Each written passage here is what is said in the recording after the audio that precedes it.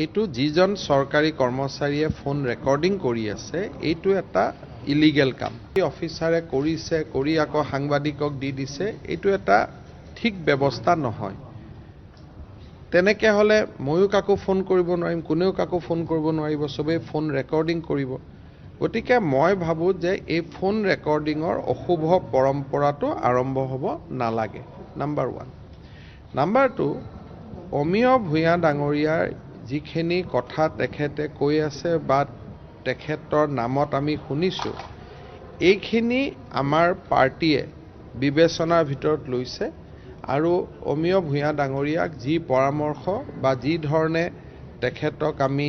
দায়িত্ব সেইখিনি দলৰ ফালৰ পৰা নিশ্চয় কোৱা হ'ব মই খালি এটাই অনুৰোধ কৰিম যে চৰকাৰী বিষয়াসকলক মই এটা অনুৰোধ কৰিম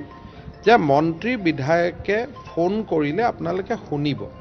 কাৰণ তেওঁলোকক জনসাধাৰণে ভোট দি পঠায় তেওঁলোকক শুনিব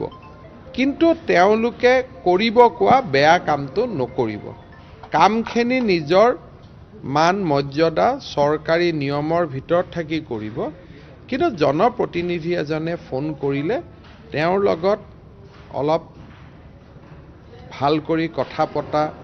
বা অকণমান ব্যক্তিগতভাৱে এটা ভাল সম্পৰ্ক ৰক্ষা কৰা এটা আমাৰ ডেমক্ৰেচিৰ ভিতৰত পৰে যদি জনপ্ৰতিনিধিক চৰকাৰী বিষয়াসকলে শত্ৰু হিচাপে লয় জনপ্ৰতিনিধিয়ে চৰকাৰী বিষয়াসকলক শত্ৰু হিচাপে লয় তেতিয়াহ'লেতো কাম বহুত আগ নাবাঢ়িব ধৰক আজি ইয়াৰ কেজুৱেলিটি কোন হ'ব বিপুৰীয়াৰ ৰাইজ বহুত কামত এমএলএৰ সহি নহলে কাম নহয় অফিচাৰজন এমএলএ ঘৰত নাযাব